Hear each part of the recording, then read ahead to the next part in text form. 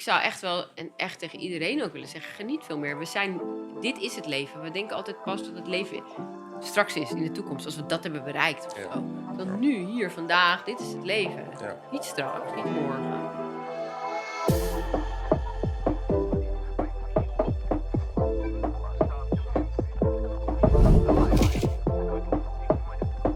Welkom bij een nieuwe aflevering van Clover Talk. Ja, en vandaag vind ik het een speciale aflevering. Mijn Kwan zit op de bank. Vroeger keek ik altijd naar GTST. En ja, ik zag me daar altijd. En in de loop der jaren heb ik er dan leren kennen. En ja, nu zit ze dan bij mij op de bank. Clover Talk. Welkom. Hoi. Dankjewel voor de uitnodiging. Nee, jij bedankt man voor je tijd. Ik weet dat je heel erg druk bent. Zo Dus- druk dat ik een uur te laat kwam. Nee joh, maakt echt niet uit. Maakt echt niet uit. Nee, ik vind het echt een enorme eer om je hier op de bank te hebben. En ja, we gaan een leuk gesprek gauw aan. Oké. Oké. Weet je waar Klovertak eigenlijk voor staat? Nee. Klaver. Ja, Klover, liefde of klover. geluk. Geluk. Geluk. Geluk. En ja, ik heb Klovertak dan... ik heb Klaver dan voor mezelf dan als geluk.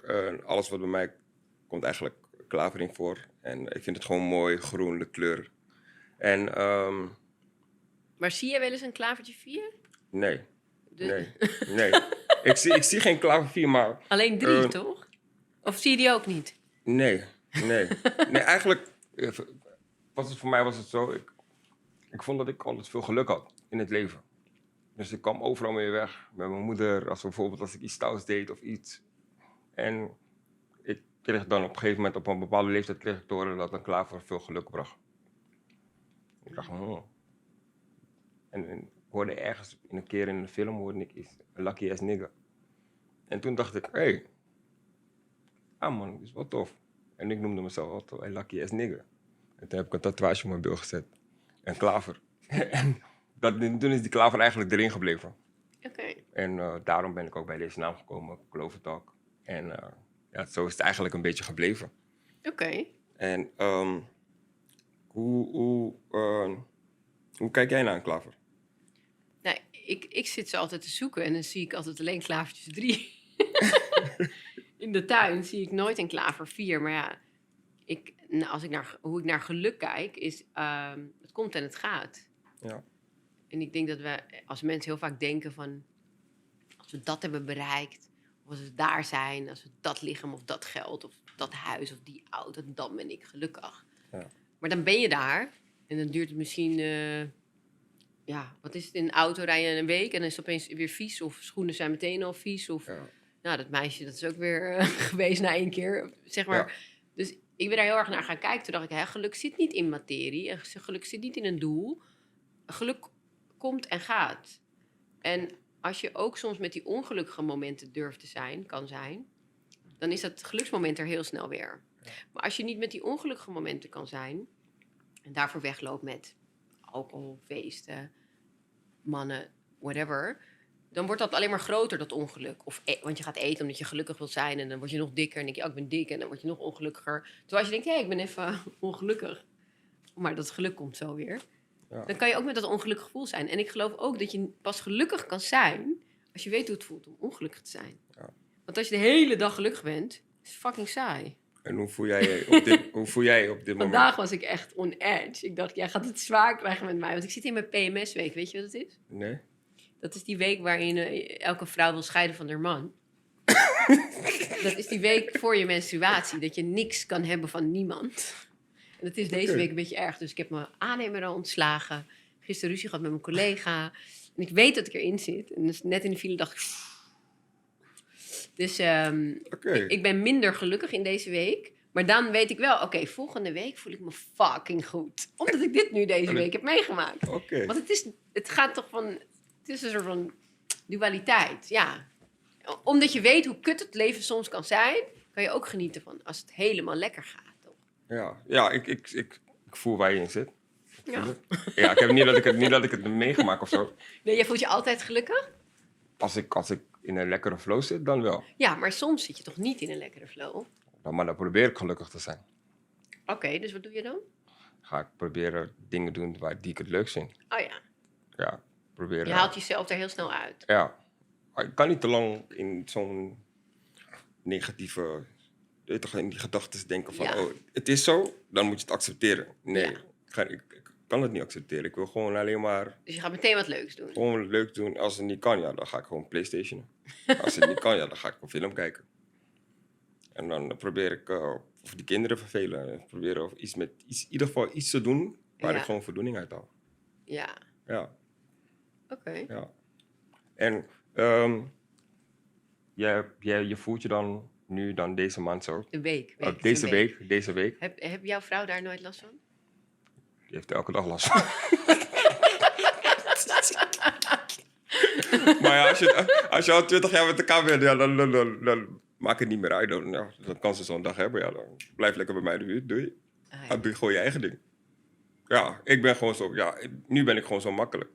Ja. Vroeger was je daar nog gevoelig voor. Oh, wat is er? Dan ga je vragen van... Hé, wat is er aan de hand? Oh, zeg dan. Ik ben ongesteld, laat me met rust.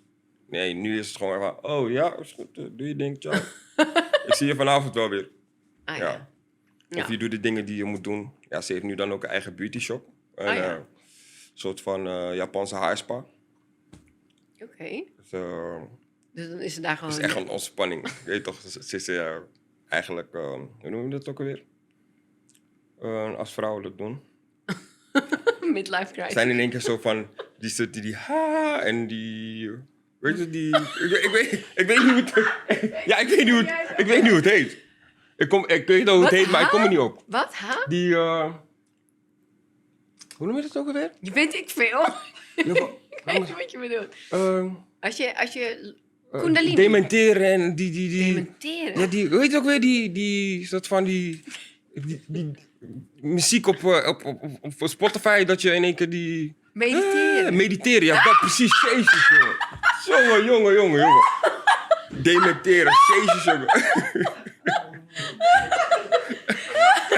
Oké, mediteren. Oké, maar zij is aan het mediteren nu. Ja, zulke dingen doet ze nu.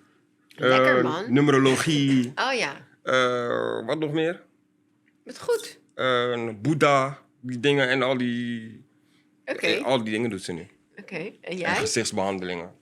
Dat is wel weer iets heel Ja, anders. nee, maar in die soort vorm doet ze dat. Maar dan dat het een beetje allemaal erbij past en zo. Oh ja, dus je gaat je hoofd masseren en dan Hoofd heb je masseren, meditatiemuziek aan en een rust. wierookje. En Precies. komt er nog iemand bij, die gaat een beetje de Ja. negatieve energie. Ja, dat doet zij nu een beetje. Oké. Dus Nou, en ben je trots op haar? ja, super trots. Dus ze heeft nu vooral na zo'n lange tijd altijd maar met de kinderen. En dan nu doet ze echt iets voor zichzelf. Oh, mooi. Dus ja. Ja, Mooi. ja. Ja, toch? Jawel, zeker. Zeker. Laten we teruggaan waar we waren begonnen. Hoe was je jeugd? Interessant. Ik heb een hele spirituele opvoeding gehad. Dus dat mediteren waar je het over had, wij deden dat als kind. Dus mijn moeder is hindoeïstisch. Of tenminste, ja, ze gelooft in het hindoeïsme. Dus we hadden een tempel ook in huis. En daar gingen we op maandag de artis zingen. Dus ik weet niet of je dat wel eens hebt gehoord, maar je hebt die Hare Krishna's die door de stad lopen in Amsterdam met die oranje kleding. Ja. Hare Krishna, weet je wel. Ja. Nou, dat deden wij dan op maandag. En dus ik ben vegetarisch opgevoed en spiritueel opgevoed. En ik wilde als kind heel graag een normale opvoeding, want ik vond dat allemaal niet zo normaal. Maar nu achteraf ben ik wel heel blij eigenlijk met die opvoeding. Want ik denk, ja, ik heb toch op een andere manier dingen geleerd, die ook nu wel heel erg bijstaan bij wie ik nu op dit moment ben, eigenlijk. Ja. En Ja. neem je nog veel mee uit je... Ja, dat neem je eigenlijk Ja. mee. Wat je eigenlijk Ja, moet leven, hoe je erin hoe je staat. er naar kijkt. Dus ook Ja. wel een hele positieve mindset, hoor. Dus dat eigenlijk overal een les in zit. Dus als er dan iets misgaat, dat niet voor niks is. Dus wat is de les? Wat heb ik er te leren in plaats van weerstand als iets misgaat, weet je wel? Dan kijk ik heel snel naar mezelf van oké, wat heb ik hier te leren? Of je hebt ook wel eens als je bent opgevoed van die ouders die altijd de ander de schuld geven. Ja. Dat het altijd de ander is. Altijd anderen Ja. bij zichzelf beginnen. Nee, dan zie je dat die kinderen ook vaak zo worden. Ja. En mijn moeder zei altijd dat je naar jezelf moet kijken en niet moet oordelen over andere mensen. Dus ik heb ook wel echt leren zelf reflecteren en nooit de ander de schuld geven. Maar want als je de ander de schuld geeft, ja, dan verandert er niks. Dan ga je niet veranderen. Dan blijf je leven zoals het is, weet je wel. Ja, dus wat dat betreft ben ik wel blij met mijn opvoeding. Oké. En welke waarde haal jij de opvoeding? Ehm, nou, dat je iedereen in zijn waarde moet laten. Dat heb ik echt wel ook geleerd. Dus dat je niet moet oordelen als iemand anders is of er anders over denkt. Ja. Ja, dat je iedereen in zijn waarde moet laten. En ook, mijn moeder heeft ook heel erg meegegeven dat je jezelf moet zijn. Dus niet op iemand anders moet willen lijken of zo. Probeer gewoon jezelf te blijven. En dan ben je authentiek. Ja. En dat zie ik heel veel nu om me heen. Dat ik denk, waarom wil iedereen op elkaar lijken? Wat is het toch dat we allemaal hetzelfde willen? Ik had het toevallig, met Valerie vandaag over, volgens mij. En dan hadden we zo'n onderwerp en toen zei ik ook tegen haar van... tegenwoordig zie je heel veel mensen die eigenlijk dezelfde dingen doen en je hebt niet meer iemand met een eigen mening. Bijna niet. Iedereen praat maar Elkaar als na, het boekje, doen maar mee. Ja. na het boekje precies hoe de ideale persoon zogenaamd eruit moet komen te zien. Als je al anders bent dan de anderen, dan ben je raar. Ja. Dus mensen zijn heel snel bang om zichzelf te zijn. Ja. En daarom, voetballer, ik weet niet als je hem kent, Noah Lang. Nee. Is een jongen die nu voetbalt bij PSV. En hij is eigenlijk, ik beeld hem eigenlijk precies hetzelfde hoe ik was. Maar hij is, denk ik, een stapje eroverheen. Hij is nog iets erger. Dus ja, ik had mijn eigen mening. Ik was rebels in de zin van, wel met respect, maar gewoon op mijn eigen manier. Weet je toch? En hij gaat nog een stapje eroverheen. Maar dat is wel goed. Ja, ik bewonder dat alleen maar. Ja. Als er zulke mensen zijn. Ja. En het mooiste daarvan is... De rest gaat weer hem nadoen. Ja, maar zijn trainer, die kan met hem omgaan. Op een of andere manier. En toen gisteren had hij dan... Een trainer was in een live show en toen gaf hij die trainer zo van props van... En trainer, ik bewonder je enorm en ik vind het echt tof hoe je met me omgaat. En je bent een toptrainer. Dank je wel. Oh, wauw. Dus dan zie je ook weer dat zachte kantje. Van, hij vecht eigenlijk alleen maar tegen de buitenwereld. Ja. En continu meningen. En dan zie je in één keer die zachte kant van... dankjewel, trainer. Hij ziet wel wat de trainer met hem doet. Ja. Dus. Maar dat is die waardering die je voor de ander mag hebben. Ja. En mag zien wat je krijgt van de ander, weet je wel? Ja. Heel veel dingen nemen we natuurlijk ook weer vanzelfsprekend. En ja. Nou ja, mooi. En tijdens je carrière die je hebt... Ja, ik vind nog steeds dat je een carrière hebt, want je kan zelf bepalen wanneer je wat gaat doen. Hoe ga jij dan met jouw geloof eigenlijk om? Nou, ik ben niet echt per se gelovig. Ik dacht juist als kind heel erg van... ik wil dit eigenlijk niet hierin geloven. Want in het Hindoeïsme dan ga je ook, zeg maar, prana maken, noem je dat. Dus je gaat buigen voor beelden. Ja. En ik dacht, kom op jongens... Wat zijn we nou aan het doen? We gaan toch niet... Dus ik was zo'n rebelse puber, weet je wel. En dan moesten we dan allemaal voor beelden gaan buigen. En dan zei ik, ga ik niet doen. Te onzin is dit, man. Weet je wel zo. Dus ik was heel erg daarop tegen. Nu, vandaag de dag, denk ik, wauw. In de religies zitten heel veel mooie boodschappen. In heel veel religies. Wij mensen maken er altijd een ander verhaal van. Van de Koran, van alles. Van de Veda's. Maar ik heb me er heel erg tegen verzet. Ik dacht, ik geloof daar allemaal niet in. Ik geloof niet dat er daar iemand zit boven die dan zegt... Jij hebt varkensvlees gegeten. Of... Jij bent voor het huwelijk met iemand naar bed gegaan. Of jij hebt niet gebogen voor een beeld. Jullie gaan naar de hel, daar geloof ik niet in. Ik geloof heel erg in wie goed doet, goed ontmoet. Dus ik geloof wel in de kracht van het universum en van karma. Ja. Ik geloof dat er universele wetten zijn. Dat als je krijgt sowieso betaal je een keer de prijs als je iemand wat aandoet. En niet misschien nu in dit leven, misschien op een ander moment. Maar je gaat hem ooit een keer betalen. Daar geloof ik in. En ik geloof meer in de spiritualiteit dan in een God. Ook omdat God in mijn ogen, dat woord alleen al... is een beetje misbruikt bijna, vind ik. Het weergeeft dat het een man is. En dat het je straft voor dingen die je niet goed hebt gedaan. En ik geloof gewoon niet dat het zo werkt, persoonlijk. Nee, ik wil meer geloven dat je hier bent om je eigen lessen te leren. En dat je uiteindelijk wel de prijs gaat betalen. Maar ik denk op een iets andere manier. Dan dat je naar de hel gaat of zo. Dat er een hemel en een hel is. Dat geloof ik niet. Okay, ik luister heel veel bijna doodervaring video's. En dat? En op Spotify? Of Nee, die staan ook op Spotify, maar op YouTube. Near Death Experience. Het zijn dus mensen die zijn dood geweest. Een paar minuten, 11 minuten, 10 minuten zijn gereanimeerd. Weet je wel, soms zijn ze verdronken. Eentje had ik nu gisteren geluisterd. Die was geëlektrocuteerd. Die was 11 minuten dood. Dan halen ze hem terug met zo'n shockapparaat. Ja. Maar die mensen zijn dus dood geweest en die hebben een ervaring. Terwijl ze soms hersendood zijn geweest. En iedereen heeft een andere ervaring in al die video's. Het is super interessant. En dan hoor je dus wat er dan gebeurt. En wat ze eigenlijk allemaal gemeen hebben... want ze hebben echt wel beide allemaal een andere ervaring... is dat ze een live review krijgen. Dus ze krijgen te zien hoe hun leven eruit zag op aarde... en wat het hun gedrag voor invloed heeft gehad op de ander. Dus je wordt niet gestraft, maar je krijgt het zelf te zien. Snap je wat ik bedoel? Dus als jij iemand pijn hebt gedaan, krijg je dat zien. Dat hebben ze allemaal gemeen. Er staan er echt duizenden op YouTube, kan je bekijken. Nou, ik ben zelf heel erg een fan van plantmedicijnen. Dus ik heb wel eens van die ayahuasca's of dat soort dingen gedaan. En ik had de laatste keer 32 gram psilocybine gedaan. Dat is dus ook een plantmedicijn.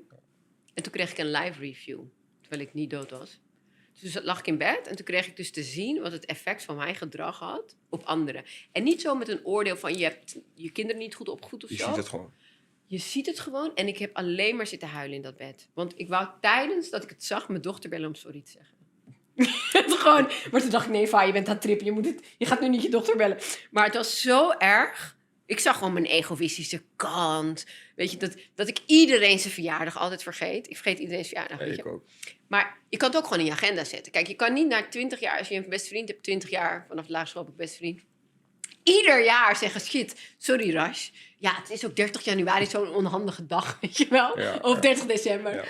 Ja. Weet je wel, dat kan je niet 20 jaar zeggen. Dus dat kwam allemaal voorbij. Hoe ik gewoon gemakzuchtig was, het niet in mijn agenda zetten. Ik ben die dag daarna iedereen's verjaardag in de agenda gaan zetten gewoon. Want dan moet je het gaan veranderen. Je kan niet doorgaan. Nee. Dus nu appte ik mijn vriendin, want haar zoon was 25 geworden. Ik had alles in mijn agenda gehad. Ze kon het niet geloven. Shock. Ze zei, wat? Je weet ook nog zijn leeftijd. Huh? Ik kan het niet geloven. Nee, maar- Vaar, zeg je het echt? Ben je Kees verjaardag niet vergeten? Maar het doet wat met mensen als je ze niet vergeet. En ik zag gewoon zo duidelijk toen in die trip van... Je bent gewoon laks, je bent gewoon egoïstisch. Je hebt gewoon narcistische trekjes.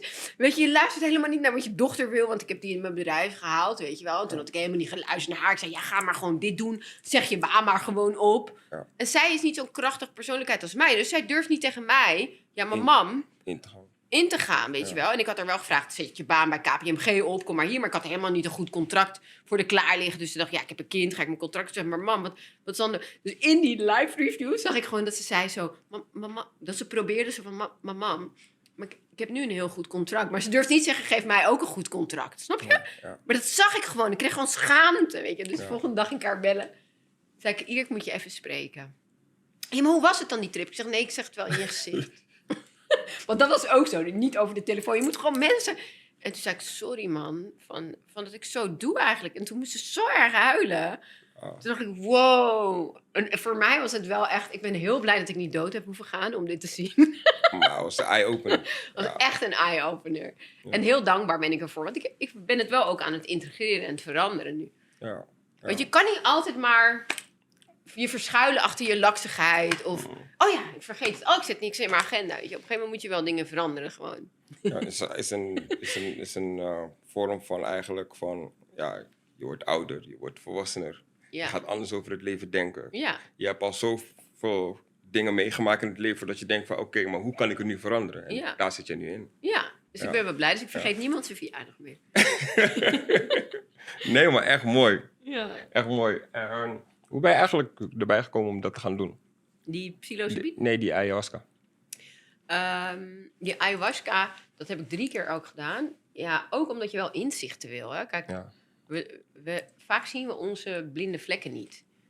En wat je ook vaak hebt, is dat je op dezelfde manier maar leeft. Hetzelfde rondje. En je komt heel vaak dezelfde dingen tegen. Hè? Ja. Dus het maakt niet uit, je gaat met iemand nieuws iets aan. Maakt niet uit of het zakelijk is of privé. Maar elke keer kom je bij hetzelfde punt dat je denkt... Ja. Weer zit ik in deze situatie. Je doet het toch zelf. En soms heb je gewoon niet de kennis of de know-how om het ander resultaat te krijgen. Dus bij ayahuasca of psilocybine... Ik vind psilocybine beter, want ayahuasca ga je kotsen en dat vind ik niet zo heel fijn. Maar dan zie jij dus vanuit... Ik weet niet hoe het werkt, maar daar gaan denk ik allemaal luikjes of zo open. En ineens zie je wat je doet. Ja. En dan denk je, wow, het is heel confronterend. Want mensen denken, oh, lekker ayahuasca-trip. Nou, ik heb nog nooit een lekkere ayahuasca-trip gehad. Ik kreeg gewoon Ja. echt iedere Ja. keer weer. Ik ben er ook even klaar mee. Nee, vrienden van mij hebben het gedaan en die zeggen precies hetzelfde wat jij zegt. En ik begin zelf steeds meer interesse erin te krijgen. Dus Het is wel mooi.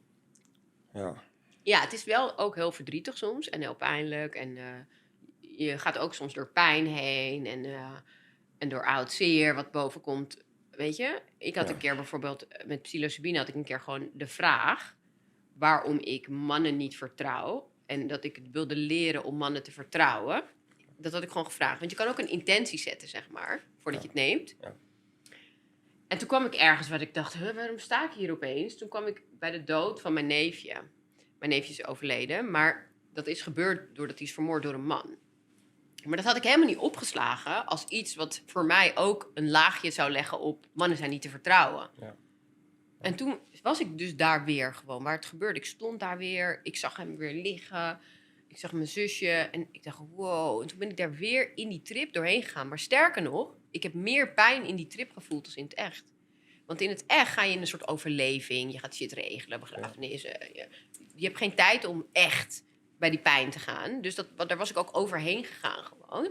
En in die trip was ik gewoon helemaal weer daar. En later dacht ik, waarom heb ik dit nou gezien? En toen dacht ik, oh ja, tuurlijk. Want dit is weer door een man gedaan. Dus dat heeft dat laagje mannen zijn niet te vertrouwen wel weer sterker gemaakt. En dat moest ik dus helen in die trip. Dus dat was niet een hele makkelijke. Dus het is niet altijd leuk. Nee. En je kan ook dan denken, want dat is het mooie wel, als je je ogen open doet, is het weg, hè? Ja, Dus tenminste bij psilocybine, als je je ogen, in mijn geval, als ik mijn ogen open doe, klaar. en ik zeg, ik hoef niet meer, want ik heb ook wel eens gehad, nee, ik heb nu even, laat maar. Dan is het gewoon weg. Zo. Maar toen moest ik er dus wel echt even doorheen. Toen dacht ik, ja, je moet hier doorheen, Faye. Ga maar gewoon even er doorheen. Je maakt me nieuwsgierig, man. Je maakt me echt nieuwsgierig. Ja, het is echt wel bijzonder. Ja? Ja, en je kan ook, zeg maar, ik heb nu een bedrijfscoach, Jur, en die neemt het ook met zijn collega, volgens mij, om gewoon inzichten te krijgen. Oké. Dus gewoon met hun ogen open, boord, we gaan iets nieuws bedenken, ik ga een drankje op de markt brengen, maar welke naam moet het krijgen? Dan neem je niet 32 gram, hoor, dan neem je wat minder. Ja. Maar dan ga je gewoon kijken van, oké, en dan komen er gewoon ideeën boven, weet je wel. Je wordt ook creatief, er gaan gewoon allemaal luikjes open. Ik zit jou nu helemaal... Hey, ik, heb Paul. helemaal ik heb aandelen in psilocybine. Nee, Nee, geen oh. aandelen, hoor. Maar Oké. dat zou wel iets zijn dat ik nog misschien wel ooit zou beginnen, zo'n bedrijf. En het is plantaardig. Ja, het zijn truffels vanuit de Nederlandse bodem, gewoon, ja. Oké. Ik ga vanavond even op YouTube zitten. Oké. Nee, interessant. Hoe waren je relaties met vrienden in je jeugd? En hoe ging je daarmee om? Tijdens je carrière, dan heb je echt, denk vanaf je 21ste begon je bij Goede tijd, Goede ja. Tijden.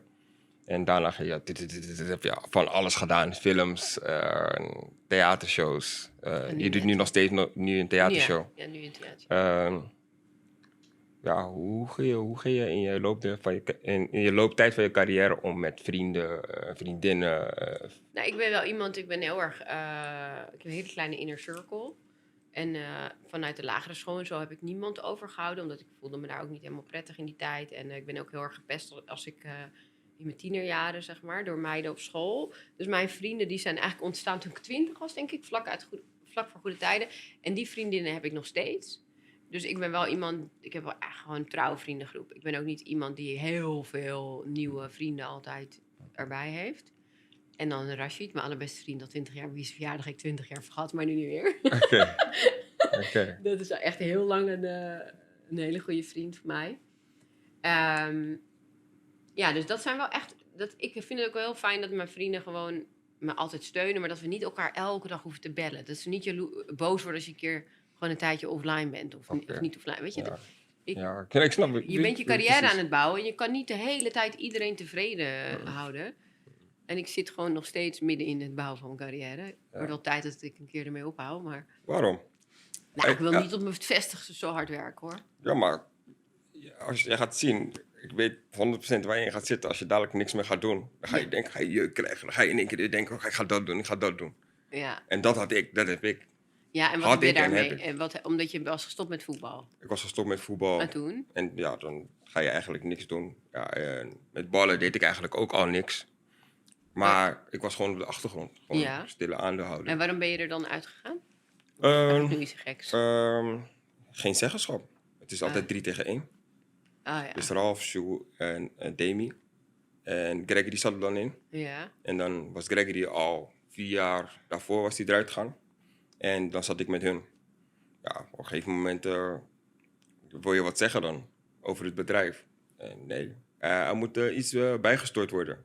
Er moet een tonnetje bijgestort worden. Nee, maar ja, sorry. Het is 3 tegen 1. Poep, je moet, als je niet stort, ja, dan moeten we je uitkopen.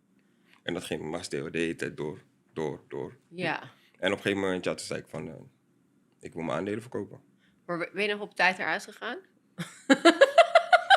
Wel? Ik denk het wel. Ah ja, want het Ja. is toch daarna bergafwaarts gegaan? Of ben ik dat niet? Ik weet nog op een gegeven moment dat ik zelfs bedden zag, Baller bedden. Ja.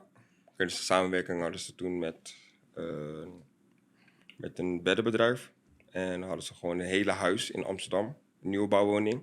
Met helemaal aangekleed in een ballenstijl. Ah ja. Dus allemaal met ballen, zo, die vorm. En ja, gewoon een bank helemaal van baller. Dus alles was in de item van baller. En ook huis in Marbella. Nieuwe villa's, helemaal in de ballenstijl. Oké. En een boot van baller. Maar ik weet niet als het een succes is. Ik heb geen inkijk meer. Nee. En toen ik er zat, toen waren we echt op de top.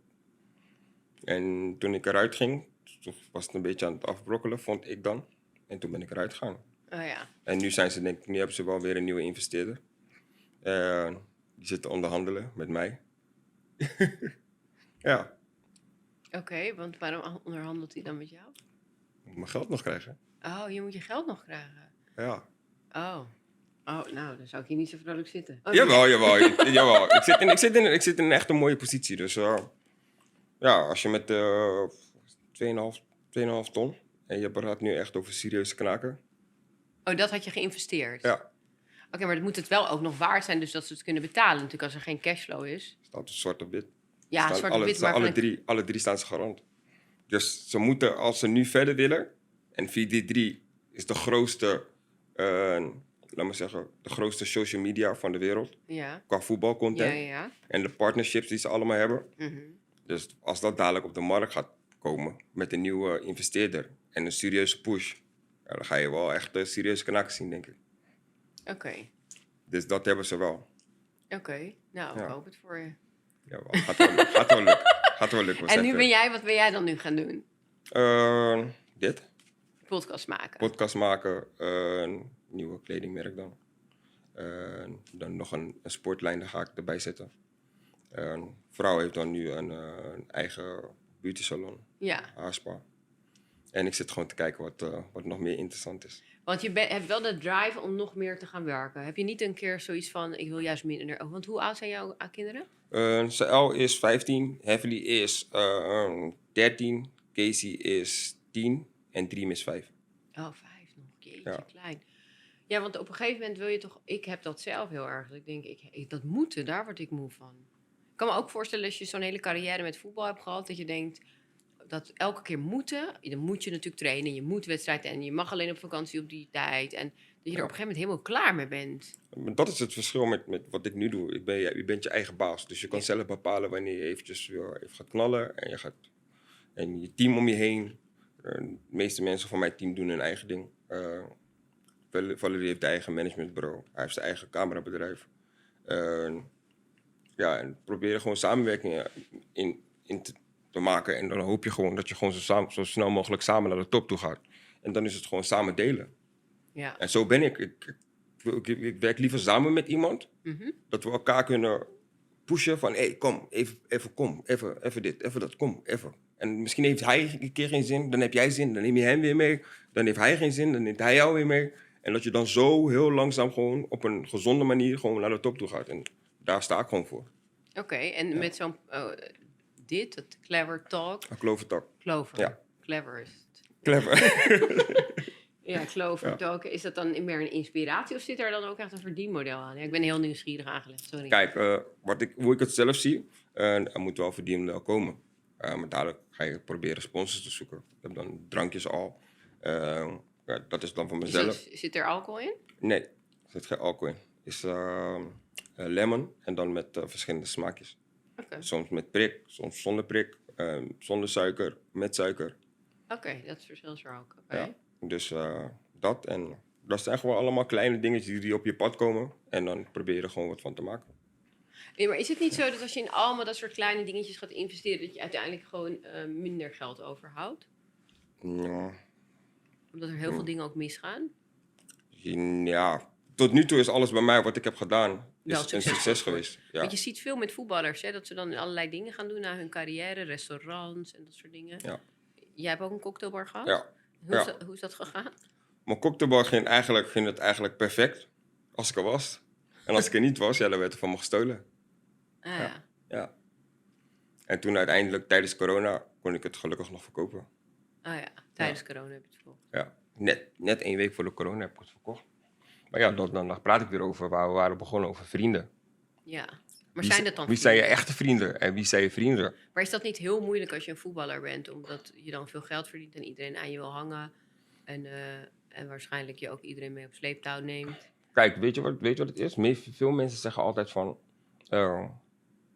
ja, omdat je voetballer bent, je hebt veel geld, willen mensen aan je hangen. Maar wat is hangen en waarom geld? Ze zien het geld niet. Nou, wel als je ze dus meeneemt. Het bekende verhaal van Glenn Helder natuurlijk. Ja, maar dat is... Ja, Die als ik ken hem persoonlijk. Hij zegt destijds, waren gewoon domme keuzes die hij maakt. Maar wat is meenemen? Als ik een vriend mee op vakantie neem. Bijvoorbeeld.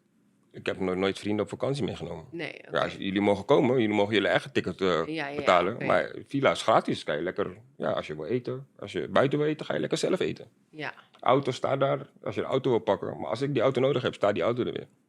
Er zijn gewoon vaste regels die je maakt. Maar omdat de meeste mensen denken van voetballers zijn dom of zo. Nou, ik denk niet dat ze dom zijn, maar het is meer natuurlijk, je wil ook dat je vrienden mee kunnen. Tuurlijk. En niet iedereen Tuurlijk, kan, maar heeft je natuurlijk die dingen. De relatie tussen je vrienden moet gezond blijven. Maar hoe is dat dan gegaan met die cocktailbar? Want dat waren dan... Kijk, het is een droom, maar werk en privé hou ik gescheiden. Jij hebt mij laten zien op werkgebied, ik kan niet met jou samenwerken. Maar als Mattie ben je er wel altijd voor me geweest. Want toen ik voetbalde, Ellie, fakka, is succes met je wedstrijd. Ik kan maar 2 vrienden op mijn hand tellen die mij altijd belden. Voor je... En hij belt mij nu nog steeds. Ellie, fakka, wat doe je? Hey, fakka, Ellie, kom eventjes langs. Ellie, dit. Ja, dat is Kevin en dat is Boerak. Ja, Bolle checkt me ook nog wel eens. Bolle Bof, dat is een vriend van mij. Die komt ook nog regelmatig. Die belt me ook van, hey Ellie, hoe gaat het? Dit, dat, blablabla. En dat zijn de enigste 3 van mijn vrienden die mij gewoon checken echt uit pure intentie. Zonder dat ze wat van me willen of iets. En zo blijft het. Zo blijft het. En ja, tuurlijk heb je wel eens vrienden gehad dat je denkt van... Het voelt niet goed. Bij mij is dat vaak als het dan nieuw was, weet je wel? Ja. Ja, die nieuwe die vielen altijd wel weer af. Maar ik heb ook... En hoe ga je daarmee om dan? Nou, dan je hebt het gewoon snel door eigenlijk. Dat het toch niet helemaal echt is. Kijk, waar ik ook gewoon echt niet tegen kan, is mensen die over andere mensen lullen. Ja. Want dan, als ik weg ben, doe je dat ook over mij. Dat had ik laatst. Weet je, dan Dat weet had ik ik nu al... Ja. Dat had ik laatst. Dus iemand sprak over iemand. En... Maar bro, die informatie hoef je mij niet te geven, bro. Nee, precies. Ik heb er niks aan. En wat moet ik ermee? Bleef maar doorgaan. Ik dacht van, huh? En op een gegeven moment ging ik weg. En ik zit dan naast Sanne. Ik zeg van, hé Sanne, hoe diegene over diegene sprak, ik voel het niet lekker, man. Sanne had het toen gelaten. En de week daarop kwamen we diegene tegen. Diegene? Ik zei gewoon gelijk, bam, ik ben niet fake. Hij heeft dit gezegd, bam, je mag het tegen hem zeggen, I don't give a fuck. Maar ik weet, als hij dat bij jou doet, als hij dat bij mij doet, dan doet hij dat ook tegenovergestelde. Dus I don't give a fuck. Ja, maar dan denk ik altijd, nou, ik ga me gewoon terugtrekken. Ik wil gewoon niet met dat soort mensen omgaan. Precies. En maar dat geloof ik heel erg met, als we het dan hebben over karma en zo, denk ik, ja, als je omgaat met dat soort mensen en over dat soort mensen... met dat soort mensen gaat hangen, ook voor de gezelligheid, is niet goed. Ja. Ik geloof dat dat soort mensen je echt naar beneden halen. In je energie en alles. Ja. Dus ik probeer dat gewoon niet te doen en met alleen maar eerlijke, mooie mensen om te gaan. Niet mooi in uiterlijk, maar gewoon die eerlijk en oprecht zijn. Want wie goed doet, goed ontmoet, denk ik wel. Zeker. En zo sta ik er ook in. En wat ik de laatste jaren heb geleerd is van... Blijf gewoon dicht bij jezelf. En doe gewoon de dingen die jou echt gelukkig maken. En tuurlijk is er een volle boom met plantjes. Dat zijn mensen die je allemaal kent. Maar uiteindelijk vallen al die blaadjes allemaal eraf. En dan blijft er over? En dan blijft er Je over vrouw. je vrouw, je kinderen. Want hoe doe jij dat, broer. hè? Dat vind ik wel knap. Ja, het is mij nog nooit gelukt, een lange relatie. Nee hoor, Ik weet nog een gesprek die ik een tijdje geleden denk ik, met jou had ergens. Toen je zei, hoe kan dat toch, Fai, dat het jou niet lukt? Je hebt het een keer maar gevraagd. Ja. Je hoort toch echt een man naast jou te staan? En nou, ik heb het helemaal uitgeanalyseerd. Maar ik ben wel benieuwd hoe jij je huwelijk eigenlijk zo goed houdt. Is Sanne, man. Wat zeg je? Is Sanne. Zij doet dat. Ja. Zij doet de moeite ervoor. En ik ben erin gegroeid. Oh ja. Vroeger was ik echt... ik dacht altijd van het is groener aan de andere kant. Gras is groener aan de andere kant. En op een gegeven moment kreeg ik een klap, jongen. Ik weet niet wat voor klap het was. Ik denk dat mijn oma tegen me zei van... Eljero, bam! Ja. Het is klaar nu. En toen ben ik 360 graden gedraaid. Ja, echt? Echt. Oh, wat goed. Ik zit nu alleen maar thuis. Vraag het maar af al. Ik ga nergens Ja. meer naartoe. Oké. Ik ben echt huisvader. Je bent je wilde haren kwijt. Ik zie het nog ineens meer als wilde haren, man. Ik zie het gewoon als... it's time to step up. Ja. Nieuwe level. Een nieuwe...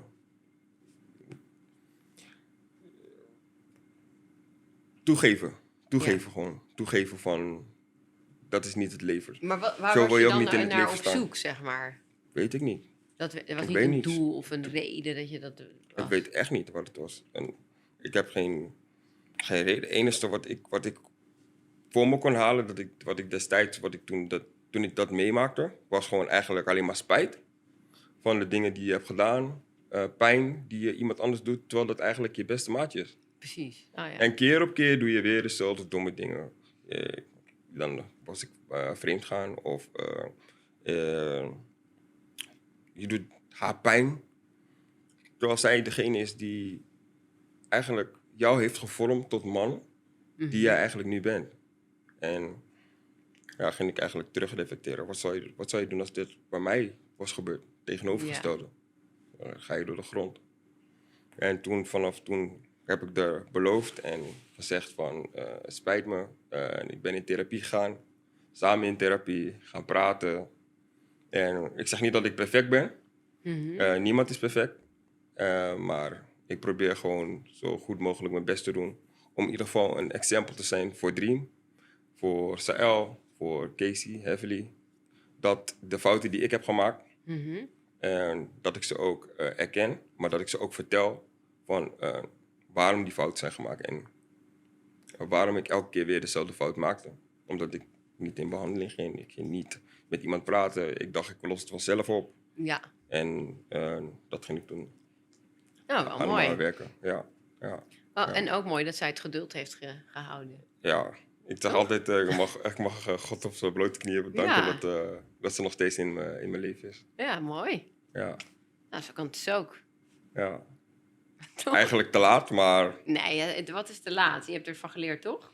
Maar jullie zijn heel sterk eruit gekomen waarschijnlijk. jawel, ja.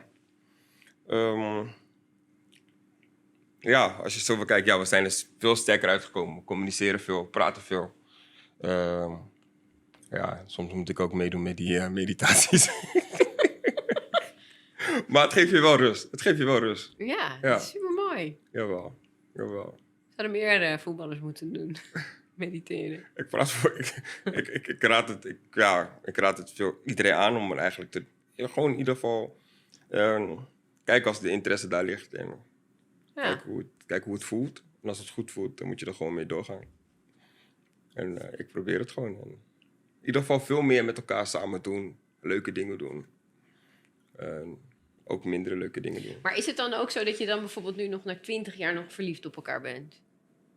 Ja? Ja, man. Dat je elkaar weer ziet en dat je dan weer helemaal... Ja. Oké. Ja. Soms in de ochtend ziet het er niet zo uit, maar... nee, ja, ik heb nog steeds wel dat ik zeg van mooie vrouw. Ah ja. De mooiste. Als ik ergens naartoe ga en ik zou moeten kunnen kiezen met wie ik naar huis zou moeten gaan, dan ga ik altijd met mijn eigen vrouw naar huis. Mooi. Ja. Ja, ik kan me nog wel herinneren dat wij een keer samen een toernooitje deden met iets van voetgolf of zo. Ik weet het niet meer. Ja. En dat jij toen zei, nee, ik eet alleen thuis. Ja. Dat je ook alleen thuis had. Toen dacht ik, Ja. nou ja, Ja. wel mooi. Ja. Dus Ja. het respect was er ook wel weer wel. Jawel. Maar- Nee, ja, dat. We gaan weer terug. Hoe ga jij om met druk en verleiding? Wat voor verleiding? Als in drugs? Alles, gewoon alles. En gewoon de dingen die eigenlijk in je leven zijn gebeurd. Bijvoorbeeld, ja, je ging uit, drugs of verleiding qua... je bent echt goed bezig, je bent goed bezig, maar je denkt van... Hey, de volgende dag moet ik naar een casting, maar nee man, ik ga toch dat feestje pakken.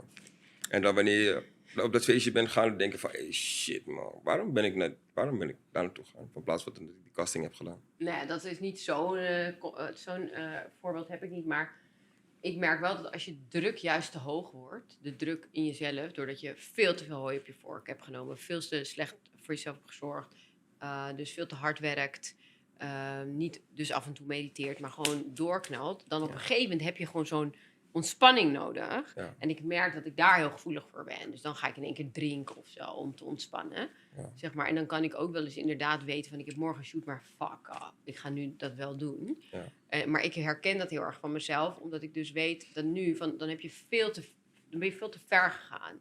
Dus nu ben ik dat wel voor. Dus ik ga nu heel veel naar de sauna. En ik heb op dit moment ontzettende werkdruk voor mijn bedrijf, Kira Body. Omdat ik lever aan supermarkten en dat is best wel pittig. Dus ik ben dat over de schutting aan het gooien aan een distributeur. Dus dat ik alleen nog online hoef te focussen. Maar er zijn best wel wat dingen gebeurd. Ik ben afgelopen jaar Albert Heijn kwijtgeraakt als klant.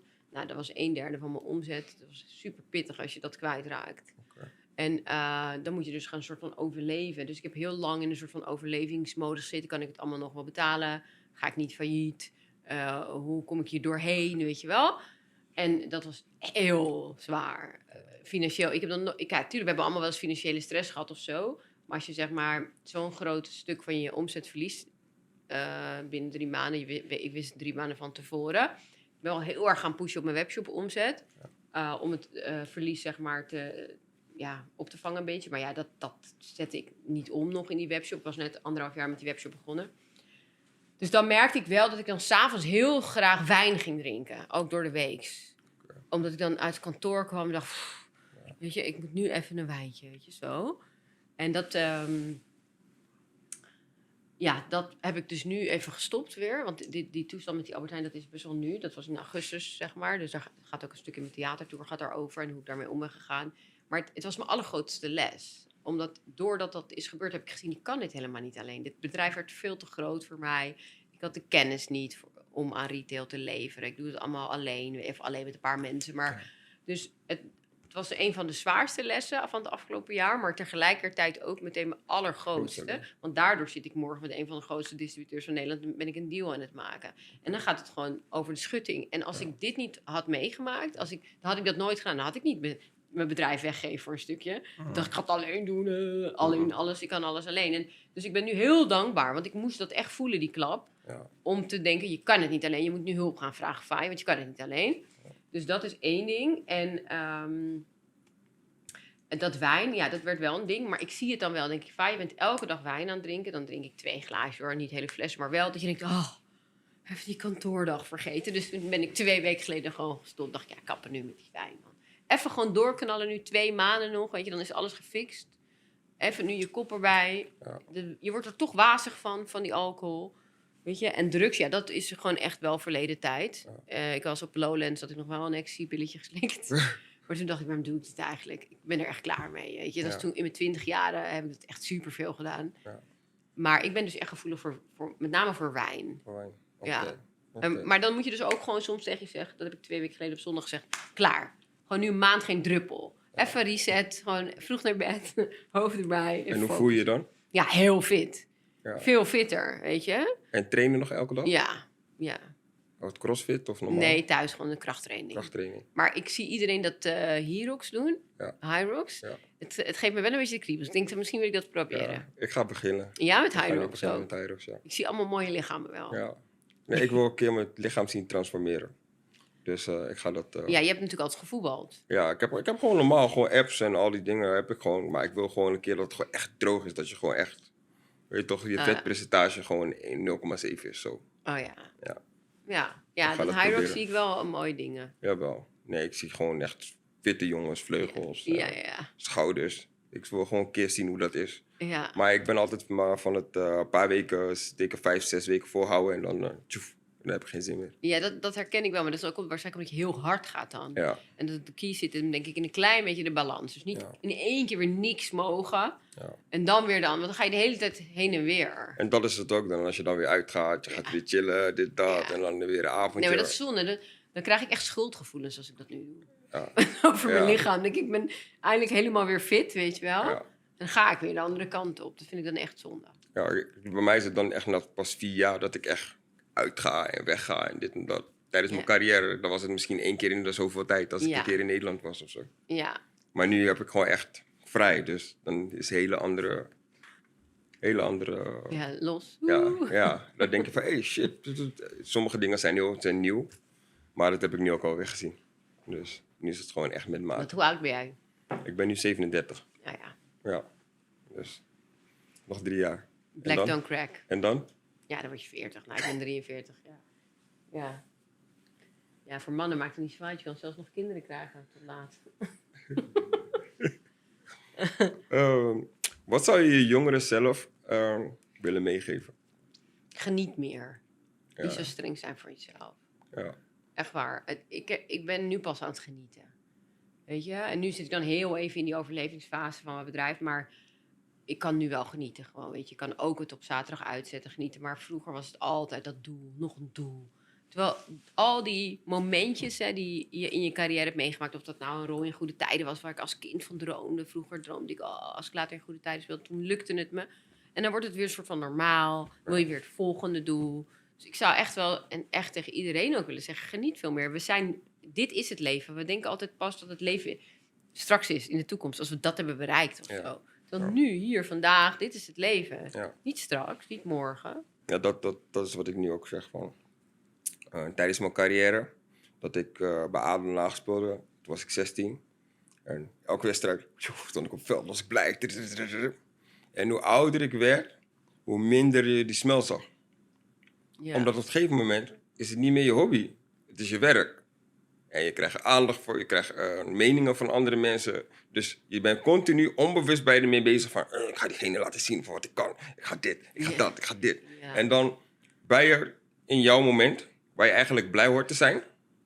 Maar dan ben je eigenlijk alleen maar continu bezig met negatieve energie. Ja. Want alles wat je doet uit woede en dat je denkt aan andere dingen waar je eigenlijk helemaal niet hoort aan te denken.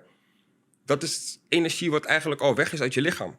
Ja. En als je die energie in je lichaam houdt en je denkt daar niet aan, kan je er veel meer uithalen dan als je eigenlijk doet. En dat wil ik meegeven aan mijn zoontje. Dus als hij nu gaat voetballen of wat hij ook wil gaan doen in zijn carrière, ga gewoon echt lekker genieten wanneer je voetbalt. Ja. Of ga lekker genieten wanneer je met je vriendjes speelt. Of ga lekker genieten wanneer je sport of wat je dan ook doet beoefent. Of Ja. Ja, meer genieten. echt genieten. Ik denk dat het leven ook is om te genieten. En dat doen we gewoon te weinig. Ja. Ja. Ja. Ja. Je dochter is 25, Ja. volgens mij. Ja, Ja, toch? 24. 24. Wat geef jij jongeren nu mee over druk en verleiding? Nou, ik denk dat het heel erg belangrijk is dat je gewoon die druk die we vaak voelen, ook als we klein zijn, is om aan de verwachtingen van anderen te voldoen. Dus van onze ouders, opvoeders. Ja. Daar begint het eerste druk mee, denk ik. Dus ik probeer ook mijn kinderen niet te sturen in wat ze willen doen, zeg maar. Maar ja, wat ik dus zie bij mijn dochter en bij mijn zoon ook, is dat zij niet zo goed weten wat ze willen doen, omdat ze heel erg online een wereld zien die niet echt is. Ja. Weet je, want als mijn zoon zit dan continu op dat TikTok, die soort TikTok, zijn leven aan het weg TikTokken, die is 16. En dan ziet hij wel al die motivatievideo's van al die mensen. Die zeggen wat je moet doen. Maar hij doet zelf niks. Want hij zit zelf dat te kijken alleen. Ja. Snap je? En dan ligt hij dus eigenlijk gewoon in bed dat te doen de hele dag, soort van. En mijn dochter die volgt bijvoorbeeld Monica al haar hele leven. En Monica die heeft het heel goed gedaan, maar die heeft het wel echt gedaan. Ja. Snap je? En wij kunnen, of al die jongeren die gaan dat als voorbeelden nemen, waardoor ze niks meer doen eigenlijk, in beweging komen. Want die lat ligt zo hoog van wat zij verdient of hoe zij het doet. Ja. En hoe al die mensen die dat plaatje laten zien online het doen. Ja. Dat ze zelf denken, oh ja, maar ja, ik moet beginnen voor €5 in de supermarkt of tientje. Ja, maar dan kom ik daar niet. Laat maar, dan doe ik niks. Ja. Terwijl ze niet snappen dat je onderaan moet beginnen. Niemand is rijk begonnen. Niemand is succesvol begonnen. Monica was ook onderaan begonnen met haar eerste vlogvideootje over haar haarverfjes en de dingetjes. Snap je dus? Maar dat zien ze niet meer, want ze zien nu alleen het eindresultaat. Maar ik zie dus heel erg om me heen dat jongeren dus niks meer doen. Ja. Omdat ze dat niet halen en niet willen beginnen onderaan die ladder. En dan komt er dus niks meer uit. En wat je dus ook heel erg ziet, is dat door die snelheid van die video's die er dus heel erg online komen, dus het is natuurlijk secondes, en elke keer is het weer iets nieuws, dat die aandachtsboog van jongeren gaat helemaal naar de galamiezen. Dus wanneer ik op de bank zit met mijn kinderen iets te kijken, dan bij Ier ook, die doet dan en de tv aan en de telefoon. Over prikkels. Ze kan er niet meer een serie kijken. Nee. Dat gaat te langzaam. Nee. Dus het moet de hele tijd doorgaan, weet je. En elk videootje is een dopamine shot. Ja. En nog een dopamine shot. En nog een dopamine shot. En nog een dopamine shot. Dus het is super moeilijk. En ik ben me heel bewust van mijn verslaving aan mijn telefoon. Ik kijk niet TikTok of zo, maar je pakt gewoon continu je telefoon. Ja. Soms weet je helemaal niet waarom. En dan, ik heb het ook door. En dan heb ik ze Instagram al gezien. En dan heb ik alles al gezien. Op een gegeven moment zit ik op Marktplaats gewoon. Weet je wel, als je maar iets in Temu? Zit je niet op Temu? Ja, Nee. Timo ook. En dan denk ik, wat ben ik nu aan het doen? Ik zit gewoon fucking Marktplaats. Hou op nu, weet je wel. Ja. Dus ik in al die apps zit ik gewoon... En ik kan dan nog tegen mezelf zeggen... Oké, Fa, je moet nu echt ophouden zonder van je tijd. Je hebt echt veel dingen te doen nu. Ga je dingen gewoon doen. Maar kinderen, Dus, ja. die hebben dat bewustzijn vaak nog niet in jongeren, weet je wel. En je ziet wel gewoon dat ze zijn verpest door die dopamine shots. Heel de dag die dopamine shots. Ja. Ik vind dat ze op scholen meer de kinderen bewust moeten maken over het dopamine-effect. Ja, Dat moeten ze op scholen gaan doen. dat moeten ze echt doen. Want dan weten de kinderen ook van waarom ze die trekjes hebben en wat ze aan kunnen doen om er vanaf te komen. Ja, en je moet echt afschakelen en gewoon weer proberen terug te schakelen en een serie weer te kunnen kijken of een film. Wij konden gewoon vroeger films kijken en series kijken. Dat kunnen ze niet meer zonder telefoon in hun handen. Die van mij maakt de huiswerk Met de telefoon. met de telefoon. Dus ze heeft de huiswerk schrift voor haar en dan kijkt ze series zo. Poep. Ja, ik vind het ook best knap. Maar het is ook niet gezond. Want wij mensen zijn niet gemaakt om te multitasken. Nee. Dus het is niet goed, weet je. Het geeft ook veel onrust. Ik denk ook heel veel cortisols en levels omhoog, stresshormonen. Nee, dus het is wel zonde. Want het is wel de generatie die ons gaat overnemen. Ja. En soms vraag je je echt af, hoe dan? Eigenlijk. Ja. Echt, als ik heel eerlijk ben. Ik denk er ook wel vaak over na, van de generatie die ons moet gaan opvolgen. En dan mijn vader is nu ziek. Hij is aan het dementeren. Dus ik bewonder mijn vader echt enorm gewoon van wat hij allemaal heeft gedaan en hoe hij in het leven stond. Hij was echt gewoon eigenlijk, hij leefde voor mij. Hij ging mij naar voetbal brengen, wachten tot ik klaar was. Als ik nog wel voetballen, dus, Eldero, wil je naar huis? Oké, we gaan naar huis. Dus, zo ging ik maar continu, zo weer door. En dan nu denk ik echt van, 1 week breng ik hem, 2 weken breng ik hem, 3 weken.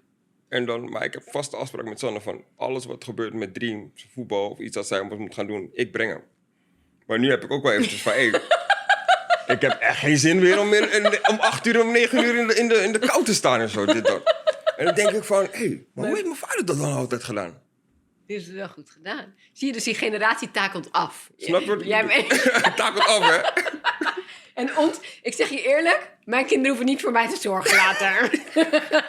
Nee, ik huur wel iemand in. Daar hebben ze ook gewoon helemaal geen zin in. Dus het is gewoon nog erger. Dus het wordt steeds erger, weet je wel. Maar dat voetbal is ook heel kut. En helemaal als ze nog niet op dat goede niveau staat. Ik smeekte dat jij van voetbal afging. Kut voetbal. En al die ouders met die kopjes koffie en die goeiemorgen smiles. En dan stond ik daar helemaal brak. Dus had ik de hele nacht gedraaid. Toen ik nog DJ was. En dan stond ik om 8 uur op dat kutveld. En ik dacht alleen maar, hou je bek. Ik wil gewoon liggen hier op de grond.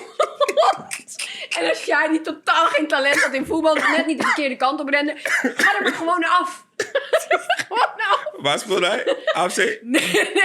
Nee, dat is in Amstelveen. Hij speelde wel in Amstelveen, maar ik weet niet eens meer hoe het heette naast ons huis. DWS. Zo'n DWS, denk ik. DWS? Ja, dat denk ik, ja. Geel-zwart. Ja. Denk het. Ja, in Amstelveen. Nee, maar die kon het helemaal niet, joh. En toen dacht ik, dit is echt niet leuk. Maar kijk, maar net als dat zwemles, even serieus, dat wil je toch ook niet? Nee, ik ben niet zo'n moeder die dat helemaal leuk vindt allemaal. Nou, maar zwemles, ik maak geen grap, man. Nee, dan die warme, vieze zwembad. En iedereen, jongens, ze deden er jaren over op die eerste diploma. Jaren! Op een gegeven moment dacht ik, nee, je gaat nu op zo'n spoedcursus en het in 1 week halen. Ik ben het helemaal zat. Dat heb ik ook gedaan. Ik op zwembad thuis. Ik heb gezegd, bro, nu ga je zwemmen, vriend. Gewoon erin springen. Maar laatst ging ik nog met hem naar Duindro. Stond in die wilde baan. Wild waterbaan. Was het te sterk? Dus ik denk van, ik kan niet zwemmen. Zegt hij, jawel, het water is te sterk. Nee. Nee, ja, wat dat betreft echt verschrikkelijk. Maar ja, die ouders deden dat wel. Nou, niet die van mij hoor, maar heel veel ouders deden dat wel. Ja. Wees blij dat je vader het deed. Ja, zeker. Maar dat is ook wel een voorbeeld voor mijzelf. Van, hé, je weet toch van, nee, maar Ellie, it's your job. It's your job. Mentale gezondheid. Hoe bleef je mentaal sterk? Ups en downs. Hoe pakte je dat aan? Ik denk dat dat ook wel een beetje genetica is. Want je hebt ook soms van die zwakke mensen. Dat ik denk, echt, ga je nu hier... Zal ik even vertellen hoe of wat, weet je wel? Maar dan denk ik, je kan appels niet met peren vergelijken. Ik denk dat de een gewoon veel sterker is mentaal als de ander veel meer kan hebben. En soms denk ik ook wel dat iedereen een keer die klap krijgt met de hamer, weet je wel. Maar de dingen die ik in mijn leven heb meegemaakt, ja, ik ben er gewoon... ik ben een beetje een vechter, dus ik ben er gewoon doorheen gegaan. En ik moet wel eerlijk zeggen dat... Ik heb een keer mijn kruisband gescheurd met skiën.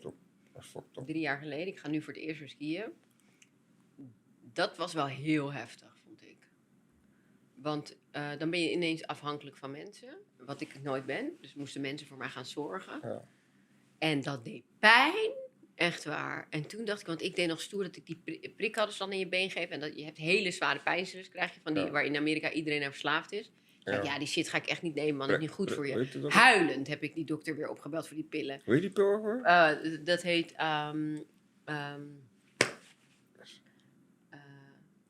heel Amerika is daar aan verslaafd. Ik weet... Burger? Nee? Ik weet het ook even niet meer. Hele... Heel lekker hoor, als je hem neemt. Nee, nee, het heet... Prep? Nee. Nee, ik weet het even niet. Pantoprazol? Nee, pantoprazol is voor je maag. Maar het is in ieder geval die hele heftige pijnstiller, de allerheftigste. En ook heel erg verslavingsgevoelig. Ik kan er verslaafd aan raken. Maar ik had dat dus niet genomen. Want ik dacht, ja, ik ga die troep allemaal niet nemen in mijn lijf. Nou, toen die prik uitwerkte uit mijn been, was ik echt kapot. En het deed zo ontzettend veel pijn. En daar ben ik wel echt keihard doorheen gegaan. Want ik had in mijn hoofd, over 6 weken kan ik alles weer. Ja, het is wel gelukt. Ja? Ja. Mensen gingen me echt uitleggen, lag op social media. Voetballers doen er 6 maanden over. Ik ging nog die documentaire kijken van Napai. Ja. Toen dacht ik, hij huilt ook. Ik moest ook huilen hoor, echt fijn. Ik dacht, wat is dit? Is het een grap of zo? Nee, maar 6 weken kon ik wel gewoon weer lopen en zo. Maar je hebt nog steeds klachten? Nou, nu dat ik weer aan het skiën ben, ik ben aan het oefenen in zo'n baan, voel ik hem weer. Ja, met skiën ben ik wel bij. En weet je hoe dat komt? Nou? Omdat je niet goed hebt gerevalideerd.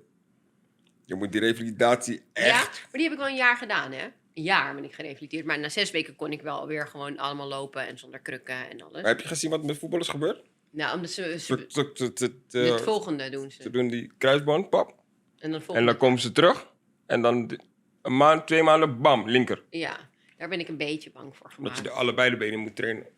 Je moet de spieren optrainen, ook je linkerbeen. Anders heb je rechterbeen veel meer kracht dan je linkerbeen. Ja, maar je mag pas stoppen met je revalidatie als er maar 10% verschil zit tussen die twee. Ja. Dus dat, op zich zit het goed. Alleen nu dat ik weer ga skiën, voel ik het weer. Ja. En daar ben ik, ik heb wel een beetje angst gekregen ervan. Maar ja, dat is zo'n periode, dan ga je gewoon wel, kom je jezelf tegen ook. Omdat ik dacht, hé, waarom vind ik dit nou een van de ergste periodes uit mijn leven? Omdat ik hulp moest gaan vragen aan mensen. En dat vind ik moeilijk. Ik vind het moeilijk om te zeggen, kan je me helpen? Of kan je voor me zorgen? Ik bedoel, mijn moeder moest opeens voor me zorgen. Ja. Nou, dat heeft ze in mijn jeugd niet eens gedaan. Dus die zat opeens voor mij te koken. En mensen in mijn huis. En toen dacht ik, oké, ik voelde me klein. Dus dat vond ik, het was een van de moeilijkste perioden. En nu ook met het verlies van Albert Heijn. Weet je, dat je denkt dat je failliet gaat. Ik denk, raak ik alles kwijt. Weet je, gaat dat gebeuren? Dat vond ik ook wel zwaar, weet je. Kijk, geen geld hebben, maar alles weer verliezen, dat is een ander verhaal. Ja. Dat is pittig, hoor. Ja, ik heb verhalen gezien, gelezen. Van sommige mensen met godsvermogen. En die dan niks Alles verloren en dan, bam, halen ze het gewoon weer. Ja, ik Dat is geloof wel knap, ook dat hoor. dat mij sowieso zou gebeuren als het weer weg zou gaan, als het weg zou gaan. Maar ik heb het soort van gestabiliseerd. Ik zit nog wel te goochelen een beetje. Ja. Maar ik kom eruit. En, maar ik denk wel ook, ik zou ook wel weer iets verzinnen. Weet je. Ik verzin altijd wel weer iets. Ik denk dat je een ondernemer bent of niet. En ondernemers nemen nou eenmaal risico's. Het hoort ook een beetje bij. Dat is ook de reden dat je wat meer kan verdienen. Want als iedereen het kon, ja, dan... Ja, ik weet het. Toen ik mijn eerste investering deed voor Baller, heb ik bijna 6, 7 jaar... Heb je geld al terug? Heb je geld al terug? Zeiden mensen dat? Nee, Sanne. Oh, Heb je geld al terug? zei Sanne dat? Ja, ze ga je zeker oplichten, die mensen. En dan ging het maar om 2,5, 3,5 ton. Ah, ja. En toen kwam die grote bedrag binnen. Oh. Heb je toch goed gedaan, hè? En dan denk ik gewoon van echt van... Ik was al die jaren was ik gewoon echt rustig. Maar dan is het ook wel een hele andere situatie... omdat je zelf al geld verdient. Ja, precies. Snap je? Precies. Dus dat wordt eventjes... Dan Als het je laatste geld is. Snap je? Maar ja, je moet wel durven risico's nemen. Ja, je moet durven. Je moet durven. Maar ik denk altijd wel dat je je risico's moet beperken in het feit dat je er verstand een beetje van moet hebben. Weet je wel? Want ik bedoel, ik moet nu niet in de crypto gaan investeren. Ik heb er geen kut verstand van. Ik ben me er wel aan het in verdiepen nu. Ja? Ja, omdat het nu weer sky high gaat. Maar als het straks weer naar beneden gaat, dan denkt iedereen kut. Ja, ik heb zoiets van, het is gewoon niet mijn kennis, weet je? We weten gewoon niet hoe het werkt. Maar het is wel gevoelig. Dat je denkt van... hoe heet ik? Die president van de nieuwe president? Bush? Nee. Bush, kijk maar. Trump. Ja, Trump, hij zei van... Als ik president word, gaat de crypto omhoog. Ja. En sommige mensen hadden 10 miljoen gezet. Echt? Die hebben gewoon echt goed verdiend. Echt goed verdiend. Ah ja.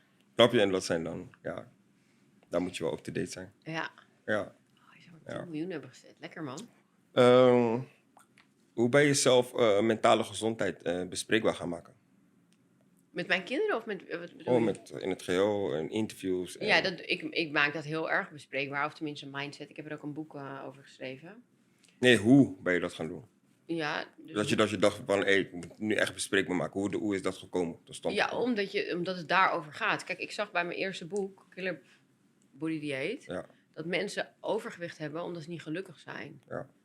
Dus je kan wel minder gaan eten of 12 weken aan een dieet houden. Maar als je de kern van het probleem niet oplost, wat heel diep zit, veel dieper zit, dan ga je altijd weer aankomen. Ja. Dus toen dacht ik, we moeten het daar gewoon veel meer over hebben. En toen heb ik een boek geschreven, Killer Mindset. En dat gaat over mindset, worden wie je bent, loslaten wat niet van jou is, wat niet bij je past, wat je ouders je hebben geleerd, verwachtingen van je ouders, omgeving. Word gewoon wie jij bent en laat de rest los. En al die verwachtingen en druk van buitenaf. En ik denk dat het heel belangrijk is dat we dingen bespreekbaar maken. En ook over onzekerheden. Ik heb een podcast gemaakt over de liefde, maar ook over verslavingen. Omdat ik het belangrijk vind dat we het eerlijke gesprek voeren. En niet altijd maar het mooie weer spelen, zeg maar. En als meer mensen dat doen, dan kunnen andere mensen zich daarmee identificeren. En denken, bij Faya is het ook niet allemaal perfect. Ik heb een theatershow nu. Nou, ik ben 6 shows uitverkocht geweest. En daar vertel ik mijn eerste eerlijke verhaal ook over het verliezen van de supermarkt. En hoe ik in paniek raak in de eerste instantie daarmee. Ja. En mensen na afloop komen naar me toe en denken, wauw, ik dacht dat het bij jou altijd goed ging. Ja. Tuurlijk, het gaat goed, maar dit is ook menselijk. Dit kan ook gebeuren. En daarmee laat je zien dat andere mensen zich ook niet alleen hoeven te voelen. Of als het minder gaat. En wat je dus heel erg ziet, waar we het net over hebben gehad met de jongeren, is dat de jongeren zich dus meten aan dat perfecte plaatje online en daar dus depressief van worden. Ja. Terwijl die mensen die dat perfecte plaatje laten zien, die janken ook na afloop van die foto. Ja. Of die hebben een filter op, of die tas is een app die ze uitpakken. Of, snap je? Ja. Het is niet waar. En daarom bij mezelf, kijk, ik reflecteer dat vooral aan mezelf, omdat ik zie dat het ook niet waar is wat op internet. Zoveel dingen zijn gelogen. Rappers bij wijze van spreken, ze hebben een stylist. Ze betalen die stylist €500. Die gaat die kleren ophalen. En die brengt het daarna weer terug. En dan brengt het daarna weer terug. En diegene gaat in zijn Black Banana trainingspak gaat hij naar huis. Ja, maar zo is het wel. De auto die ze hebben is geleased.